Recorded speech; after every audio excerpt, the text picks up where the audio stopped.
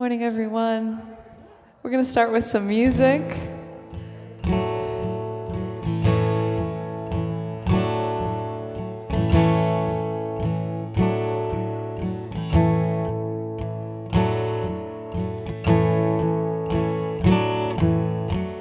Our first song today is Health, Wholeness, and Happiness. Please feel free to sing along. The lyrics are on the screen.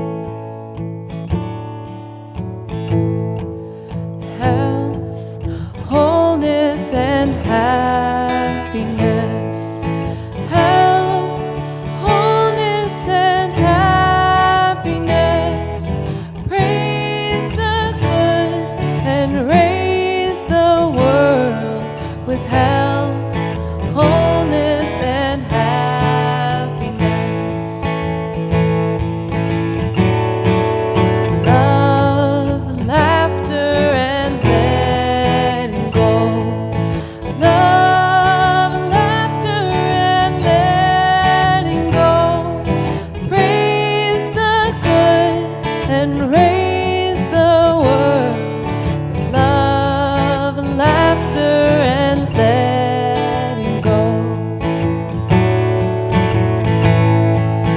Wealth, wonder, and willingness. Wealth, wonder, and willingness. Praise the good and raise the world with wealth, wonder, and willingness.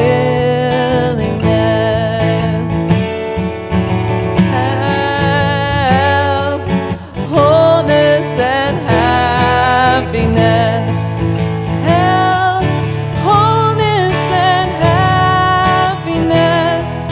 Praise the good and raise the world with health, wholeness, and happiness. Oh, it's so lovely to hear all your voices this morning. Thank you for being here with us. We're going to keep the music going with God is Good and All is Well. And I think if you'd like, you can stand and join us. This is a standing type of song.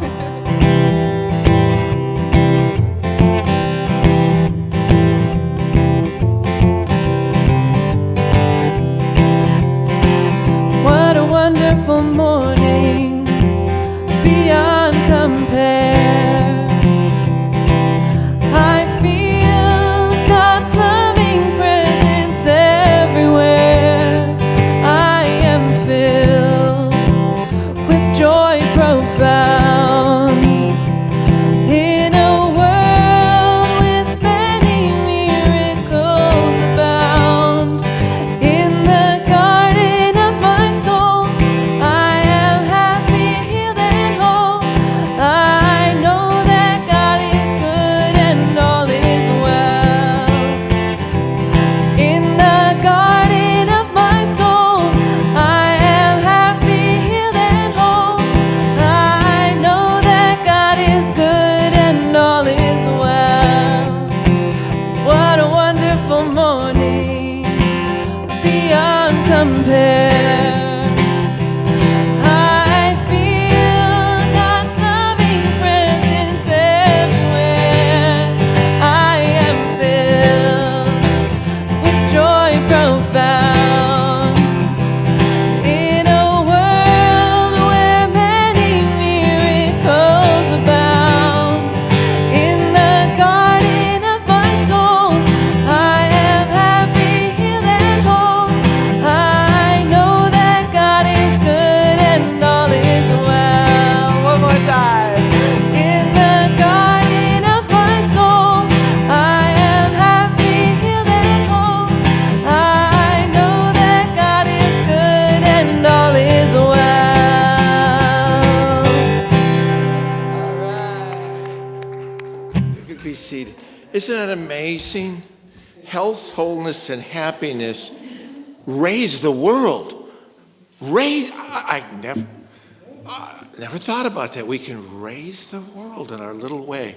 And on the way, I was thinking of why unity is so amazing and what we try to present. I think of tradespeople and musicians.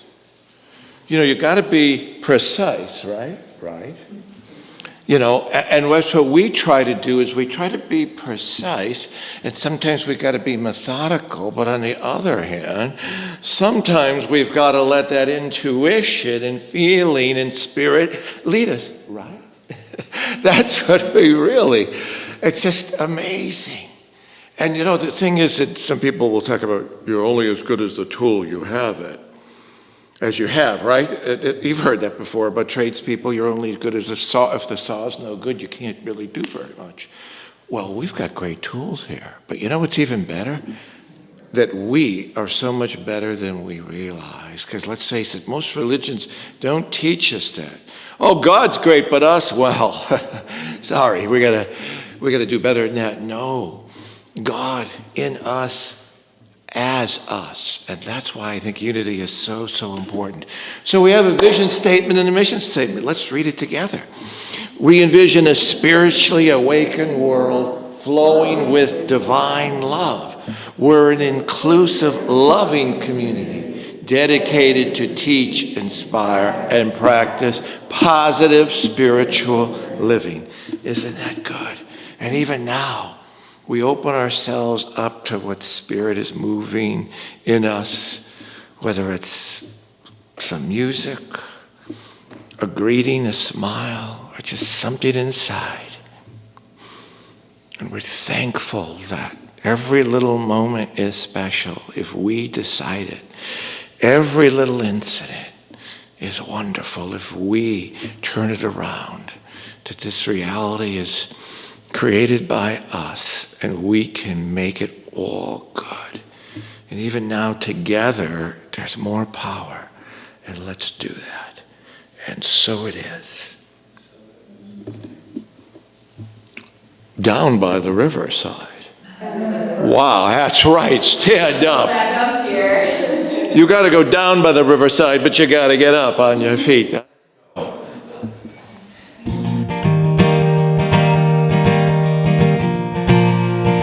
Those lyrics on screen.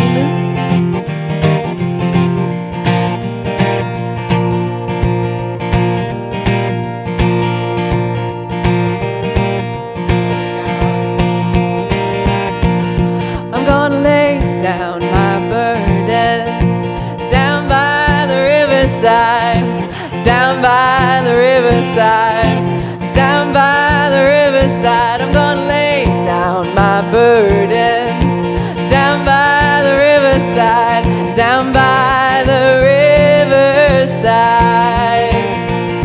I'm gonna let my Christ light shine. I'm gonna let my Christ light shine. I'm gonna let my Christ light shine. I'm gonna let my Christ light shine. I'm gonna let my Christ light shine. I'm gonna let my Christ light shine. I'm gonna conquer my weakness down by the riverside, down by the riverside, down by the riverside. I'm gonna conquer my weakness down by the riverside, down by the riverside. I'm gonna let my Christ light shine. I'm gonna let my Christ light shine. I'm gonna let my Christ light shine. I'm gonna let my Christ light shine. I'm gonna let my Christ light shine. I'm gonna let my Christ light shine.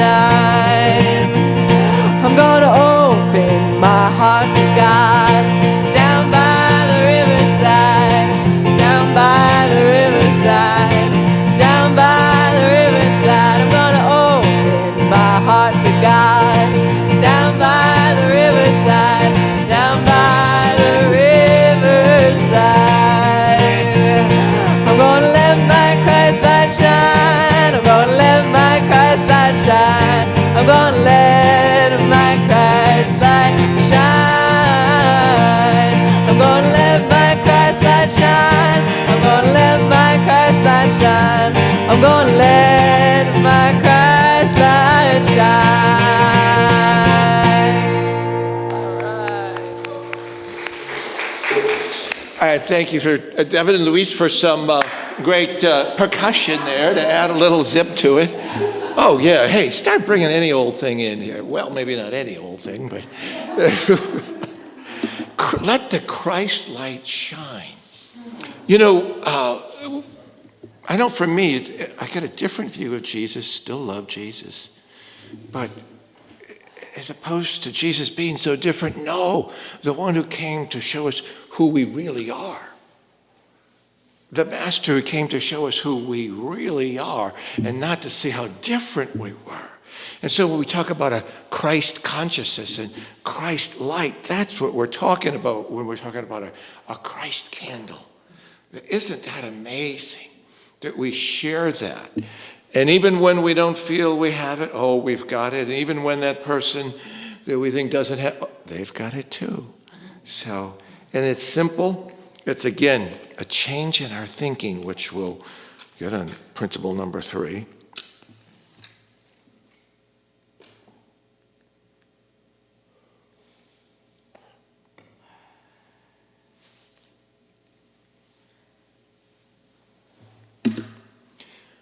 Let's read them together then.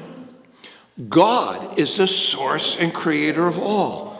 There is no other enduring power. God is good and present everywhere. We're spiritual beings created in God's image. The Spirit of God lives within each person. Therefore, all people are inherently good. We create our life experiences through our way of thinking.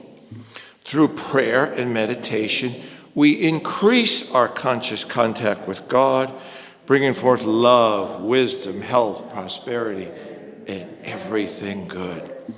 Knowledge of these spiritual principles is not enough. We must live them. And from our daily word, world peace is the theme. I am a peaceful presence to all. Peace in the world begins with me. I'm going to be repeating a couple of these things. Peace in the world begins with me. I consider it a sacred responsibility to respond to all people and circumstances peacefully. I forgive myself for those moments I'm less than peaceful. Isn't that hard sometimes? But we've got to. I forgive myself for those moments I'm less than peaceful and quickly return to the peace of God in my heart. I'm a living expression of God just as all people are. My tranquil bearing inspires peacefulness wherever I go and with everyone I meet. Each day I join like-minded people everywhere in a renewed commitment to be a presence of peace. I give thanks that, as each of us communicates God's love in our unique ways, peace and harmony are established in individuals, families, communities, and among nations throughout the world. And from Paul's second letter to the Corinthians, put things in order, listen to my appeal, agree with one another, live in peace, and the God of love and peace will be with you. Boy, that's one that we could use a lot more of it these days, isn't it? And so we have our affirmation 3 times. I am a peaceful presence to all. I am a peaceful presence to all. I am a peaceful presence to all. And to children, so importantly. What a reminder they are. We see their joy, their spontaneity, their love. And we cannot enter the kingdom unless we have that same spirit. We cannot enter into that life of the kingdom and joy. We bless those that we know in our hearts and in our lives. Those we meet, we give blessings to them and thank God for them. And so it is. Well, we continue to ask for greeters. All it takes is what? A smile. And we've got something coming up, forest bathing. Well, one time I remember when I was a Boy Scout, I fell into some mud. No, that's not it. 4 is bathing, a process where you kind of like a prayer in nature, and you're kind of channeling and feeling all sorts of things. I don't know if anybody has a better definition of it than that. And then a little journaling. But it sounds like it's a wonderful time. It's going to be led by Ronnie Weiss, who's we should know from singing. Saturday, that's 2 weeks from yesterday, on October 30th, from 11 a.m. to 1 p.m., a walk in Frick Park. Any idea exactly where? No, you'd have to contact either Ronnie or... Hopefully we can get that information. Hopefully it'll be by that parking lot, kind of the middle, but I don't know that for sure, but we'll need that information. So you can go online, either send an email, office@unityofpittsburgh.org, office@unityofpittsburgh.org to sign up, and if you have any questions that way, you can find out. And then David Hawkins, who has led us in singing over the last few years a few times, is going to be giving a concert the very next week, November 6th, here on a Saturday at 7 to 9. Anything else? Okay. All right. Then let's take some deep breaths as we move into prayerful intentions, and then a meditation.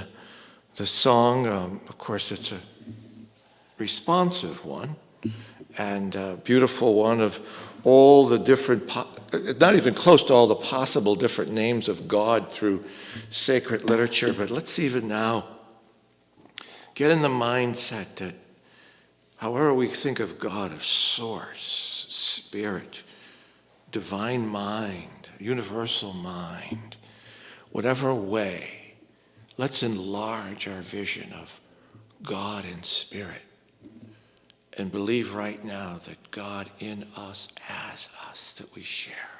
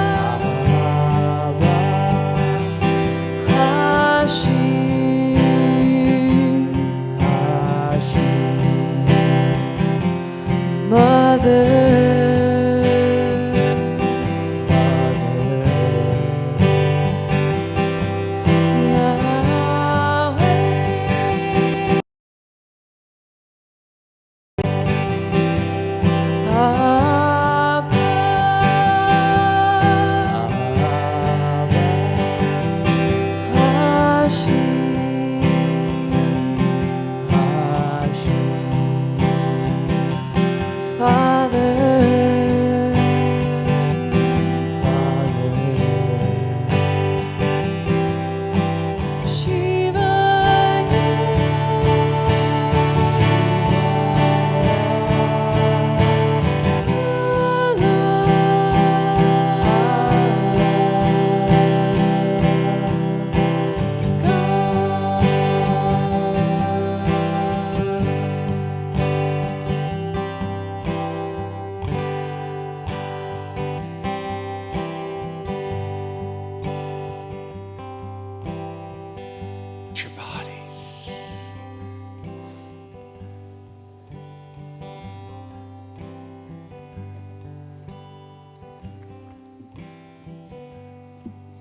message will be reframe our thinking. So let's think of that.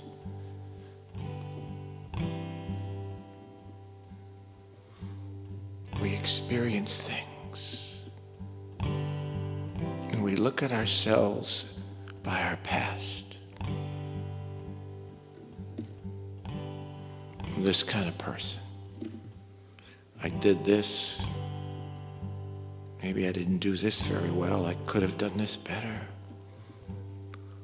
The past will rule us unless we say no. Right here, right now. God in me as me.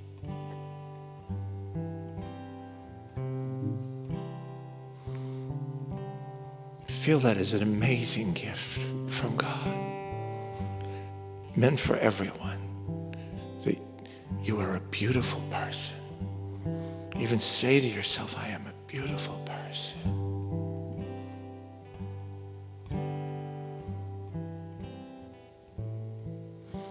I'm forgiven and I'm loved.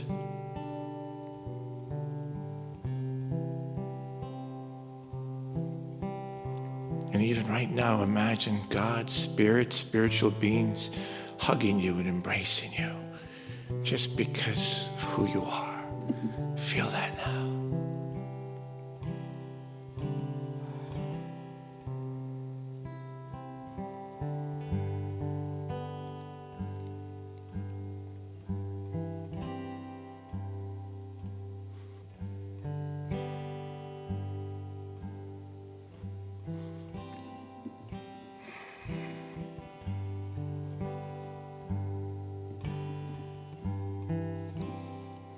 Yes, Spirit, help us enjoy your presence. Enjoy the status we have. Help us reframe who we are. And let us begin to reframe other people. We catch ourselves when we think negative thoughts and realize they're struggling too, just like us. And let us change the world, shift the world through these thoughts and feelings.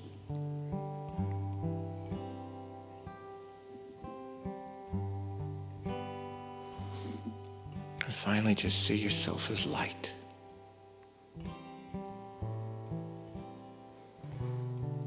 Every one of us is light. Let that light shine.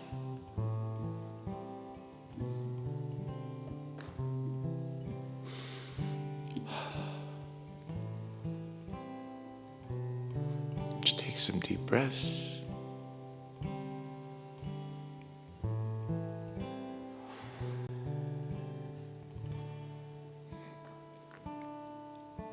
Shall we be grateful? And so it is.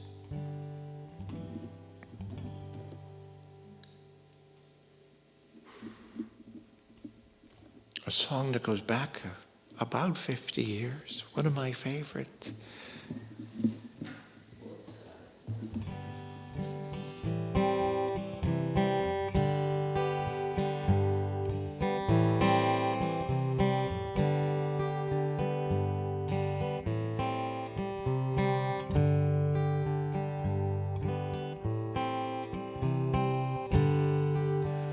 Rows and flows of angel hair and ice cream castles in the air and feather canyons everywhere.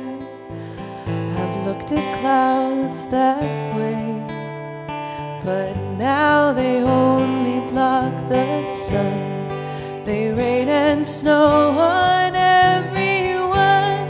So many things I would have done, but clouds got in my way. I've looked at clouds from both sides now, from up and down, and still somehow it's clouds illusions I recall. I really don't know clouds.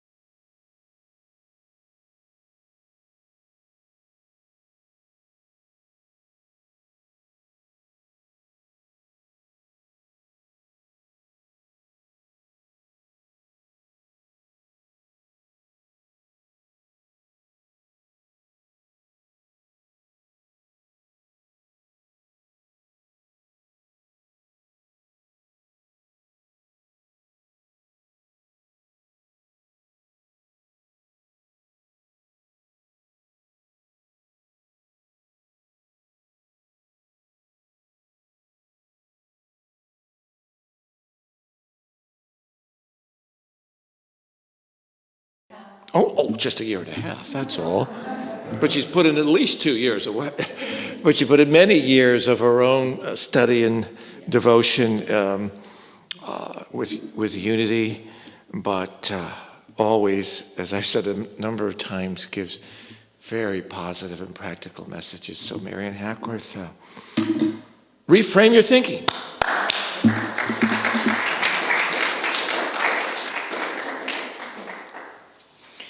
Good morning to everyone. It's such an honor, again, always to be here in your presence, to feel your energy and your love and your wisdom. And the music is so powerful. That song, I don't know what it is, something about it every time, it just makes me feel emotional. I think it's because there are mysteries in life, the ups and the downs and the ins and the outs that we can't always understand. And yet behind all of it is that beautiful power of God. And we trust and we have faith in it. And that's why that song just brings up so many emotions for me. Thank you so much, Lucy and Shane, this morning.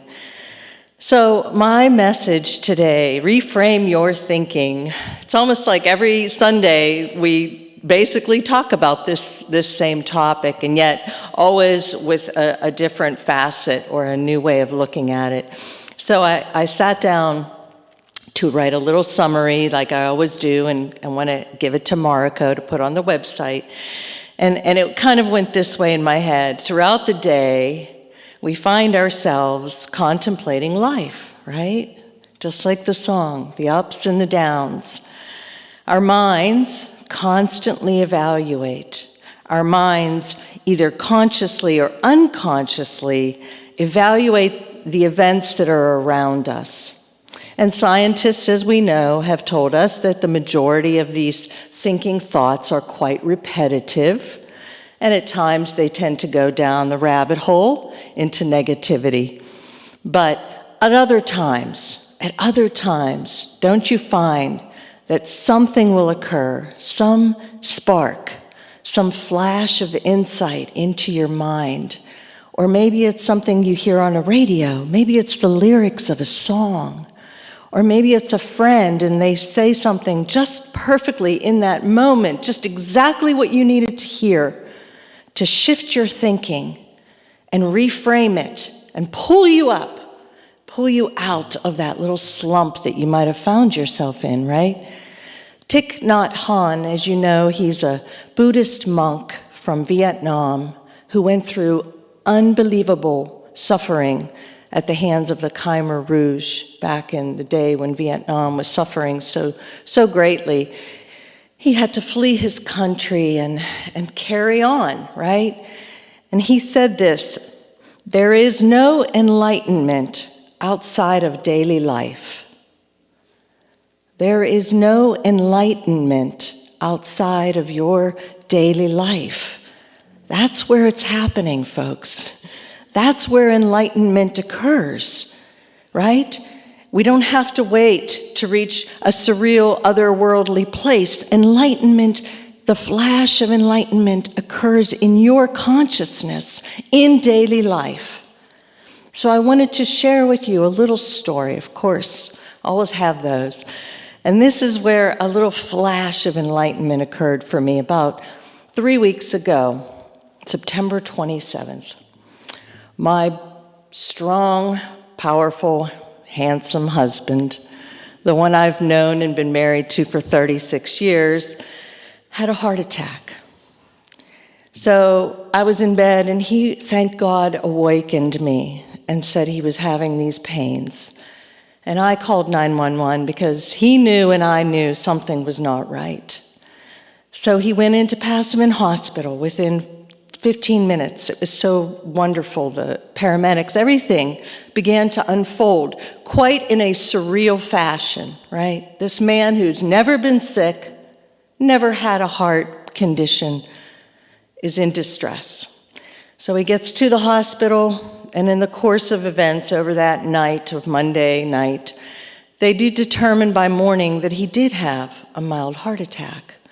And so they have to do what's called a heart catheterization, where they go into your heart and put dye in there and see what's going on. And they find that he has a 90% occluded artery in his heart. And he's been walking and talking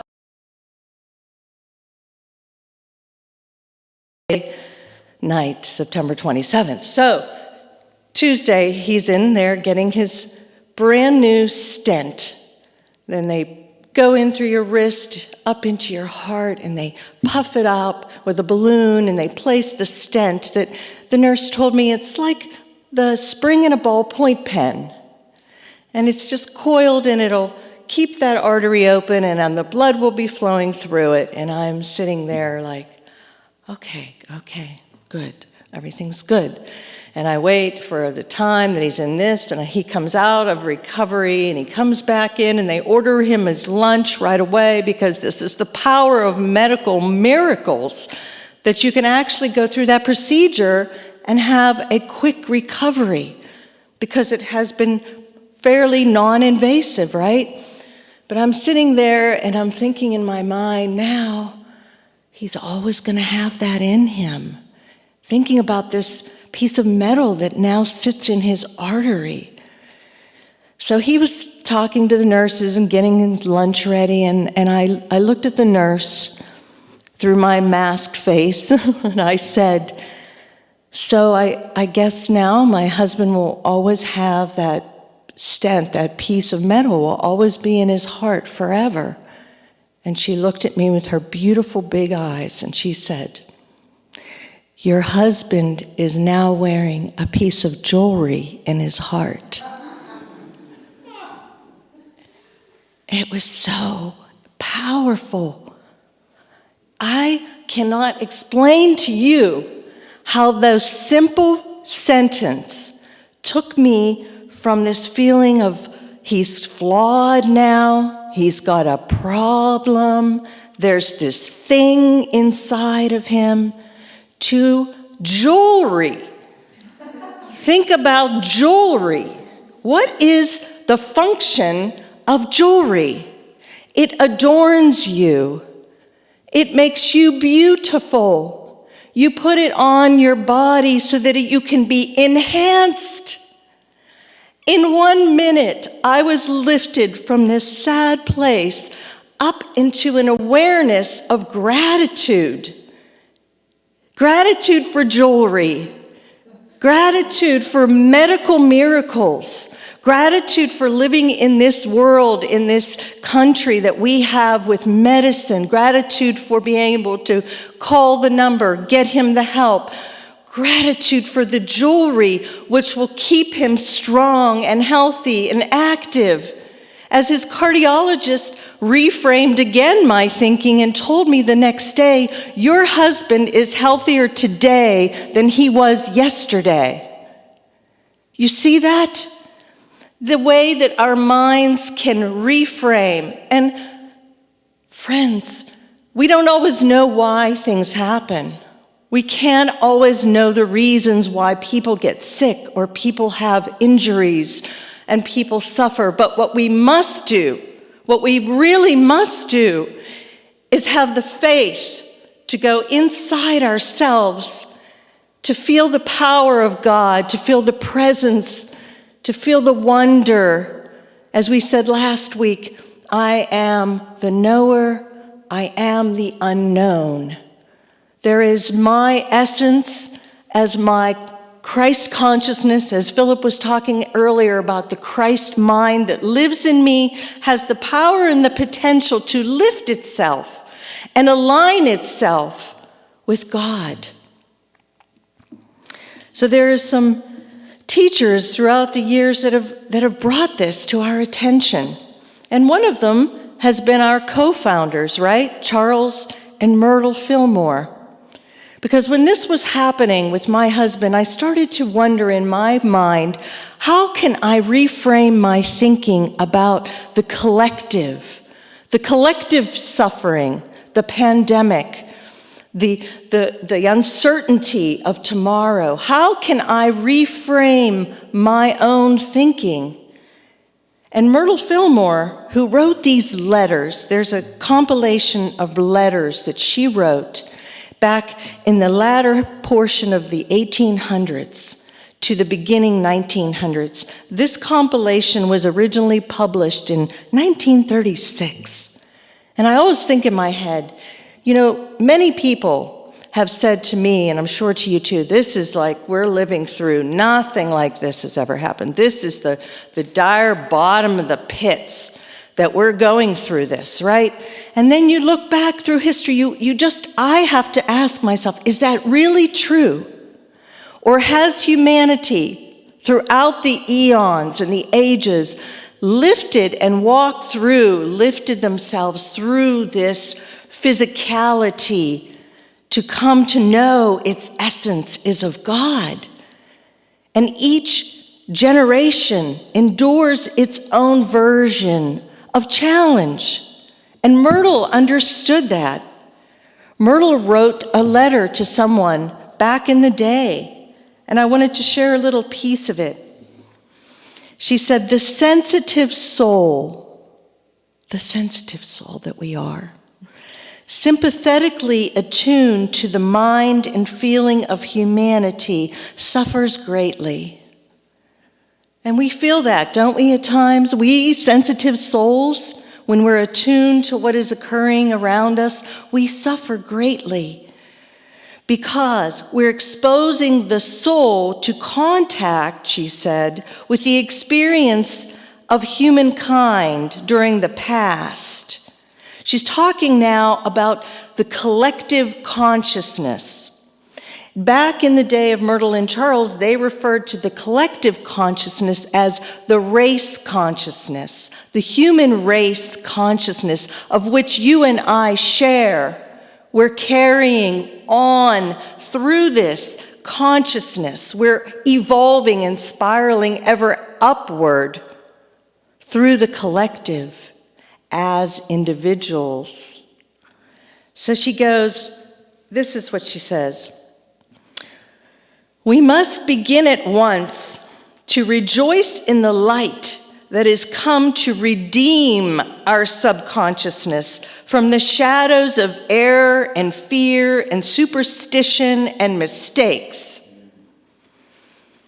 She said, the race mind, aka the collective consciousness with which we are connected because of common experiences and beliefs, suggests that we know not whence we come, nor where we go, nor yet how to direct our way along the path. Looking at life through this limiting thought, it does seem gray, and we appear to grope our way and leave much undone. But there is a new and wonderful way to view life. Jesus Christ lived so eagerly in the light that came to him day by day that life ceased to be a gray mystery to him. He saw himself and others in a new light. He understood why he had been born into the world. And so do we. He knew where he was going. In fact, he knew that he was not going anywhere in the sense of separation and distance.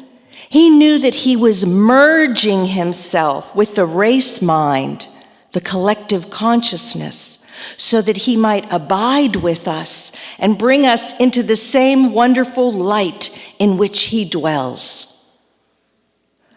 I hope you could process what she's talking about there. She's saying that if we can uplift our Christ consciousness, our Christ mind, and merge it as Jesus did, the way shower, he merged himself into the collective mind. And it still exists now, here, today, where you and I are, as this enlightened being. As Thich Nhat Hanh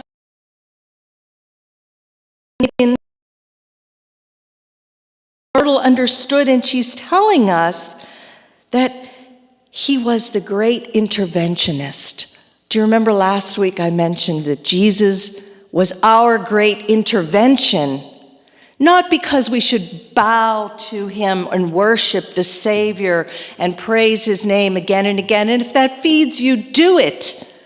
But what we must do is understand that the power that he had in his mind exists in our mind. And when another human being can look you in the eye and say something so beautiful that your husband has jewelry in his heart, that she, in her mind, was tapping into this collective and this power, this incredible gift of Christ's mind. And she could express it in the perfect words that someone needed to hear. You know? And you do that too.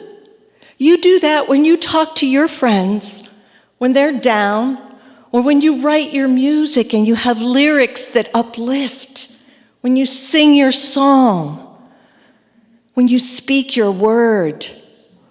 You are the Word. You are the Son of the Father. You are walking and talking it. You're bringing your truth out into this world through the kindness that you share and through the truth.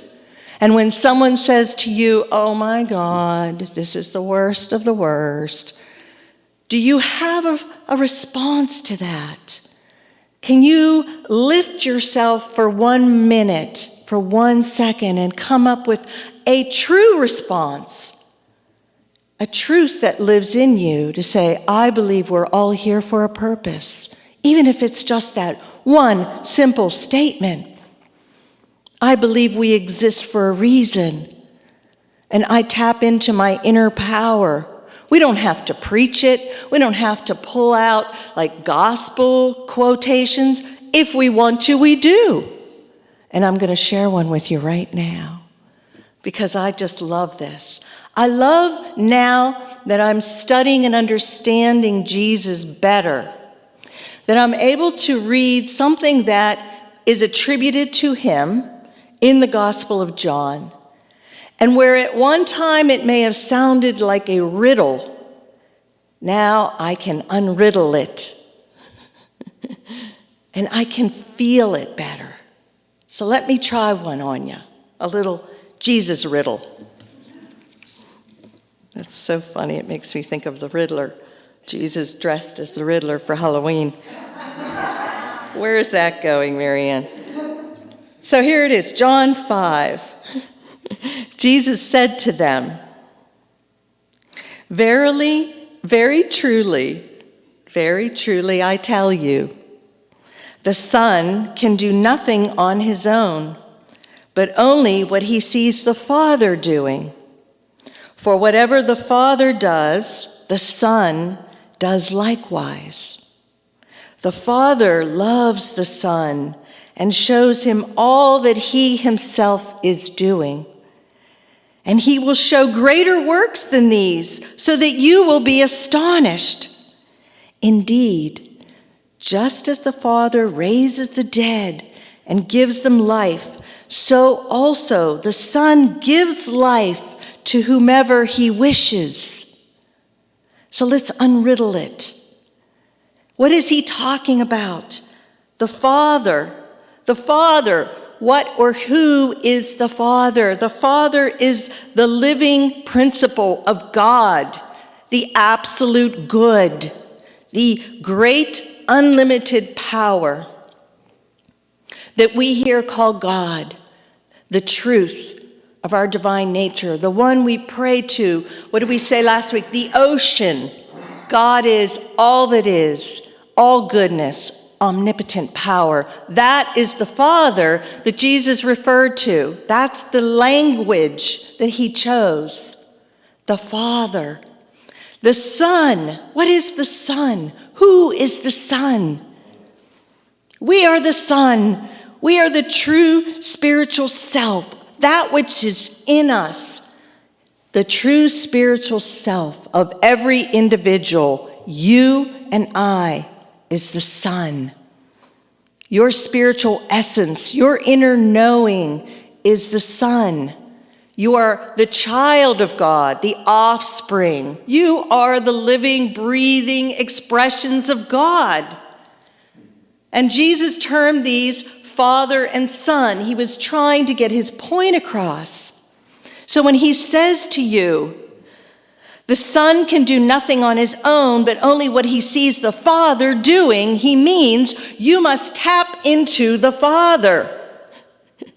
You must lift yourself out of this slump, if you call, the collective, the burden that you're carrying, the weight of your fear, like Maryann in the recovery room, the fear that gripped me, and the doubt, the anxiety, the worry.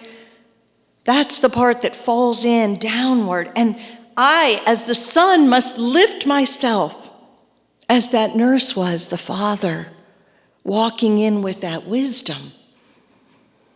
He went on to say, for whatever the Father does, the Son does likewise. When we tap it and speak the truth, we do likewise. He says the Father loves the Son.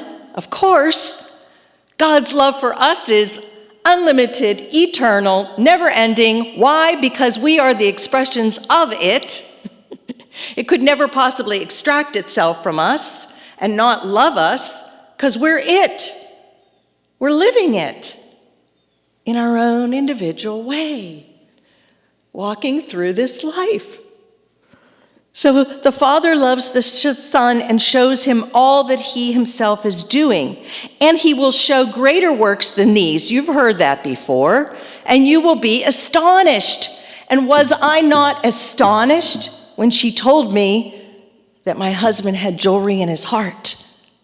You bet I was astonished. I was blown away. I was literally awestruck,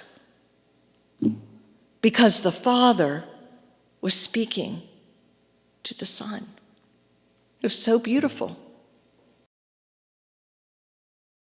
As the Father raises the dead, mind you, lifts me up, lifts you up.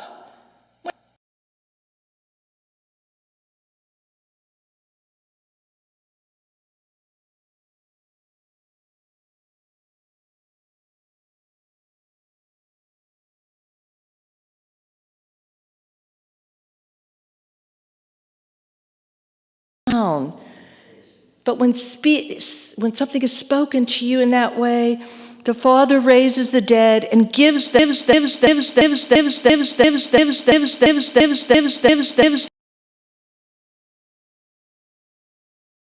life. So also the Son gives life to whomever he wishes. You give life to whomever you wish. Do it. Do it to your neighbor. Give them life. Give them some life. Give it to your cousin that has the opposite views of you. Give it to your brothers, your sisters. Just give it away. Give it. And you are astonished at the results of that because you feel so good. You bring joy into the world. Not only do you share it with other sons, but you yourself expand exponentially. You grow. Your heart is glad. You greet each day and say, how may I serve? I'm here on this earth plane to serve the Father. It's a beautiful life. It's a beautiful life when we can rise ourselves up, right? So I think I'll finish with a little commentary. This is so coincidental. This morning I was preparing to come here, and I knew what I wanted to say. And then I opened up my Science of Mind magazine, which has also their version of a daily word. Science of Mind, as you know, was founded by Ernest Holmes, who was a contemporary to the Fillmores, a little bit younger than them. But he was also taught by Emma Curtis Hopkins, a New Thought teacher who is referred to as the teacher of teachers. I just wanted to give you that little backdrop. But anyway, Ernest founded the Science of Mind. And here's what he wrote, today's message for my ears and yours. Fear and faith are identical in that the energy used in the one is the same energy that is used in the other.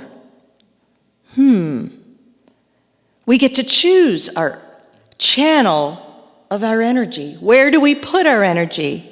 Fear and faith is identical in that the energy used in the one is the same energy that is used in the other, since there is but one final energy in the universe.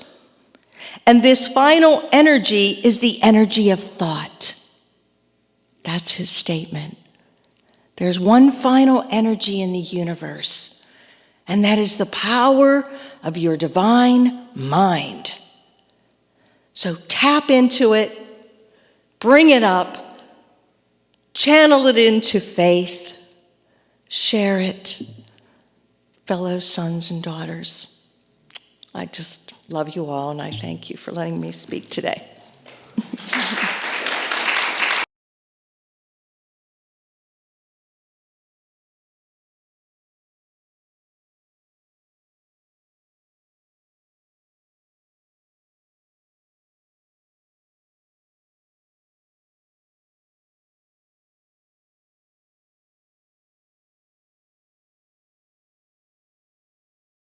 I was just marvelous. But right now, I just want to shift prayer for Jim with the jewelry. But I'm also going to ask you to pray for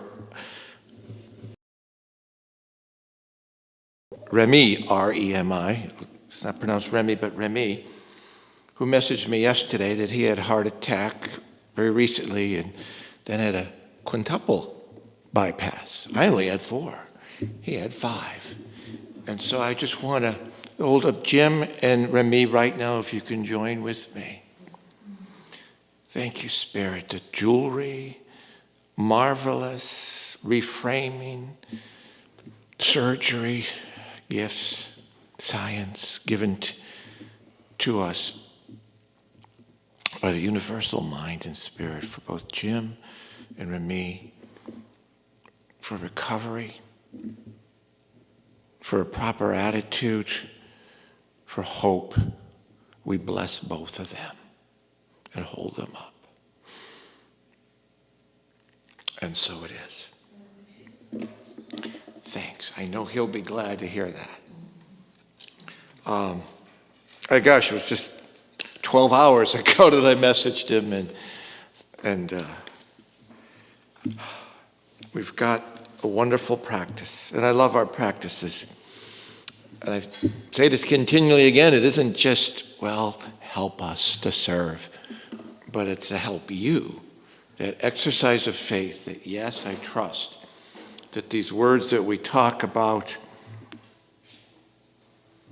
we increase our conscious contact with God, bringing forth love, wisdom, health, prosperity, and everything good. And so that's what we say as we give. Hold your offering. Divine love through me blesses and multiplies all that I have, all that I give, all that I receive, and I am grateful. And Joyce will take your offering for just a moment as we prepare our minds and hearts. We'll be singing in a moment, This Little Light of Mine. I think we've all heard of that. But you know what? That light's not so little, is it? It's a lot more than we realize. And I think Maryann was really talking about it at the end, and we don't realize, and I know I've had it happen from both directions, that little light is just what that person needed. And therefore, it was a huge light.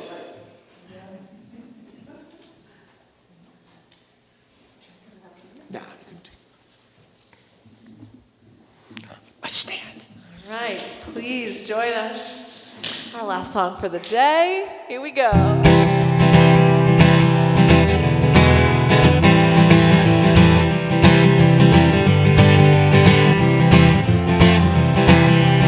This little light of mine, I'm gonna let it shine.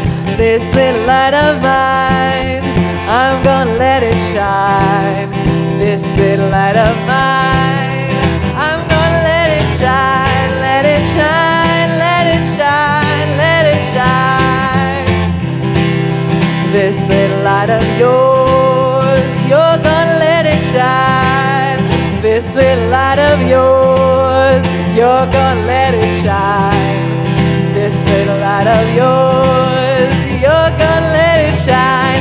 Let it shine, let it shine, let it shine. This little light of ours, we're gonna let it shine. This little light of ours, we're gonna let it shine. This little light of ours, we're gonna let it shine. Let it shine, let it shine, let it shine. Let it shine, let it shine, let it shine. One more time. Let it shine, let it shine, let it shine.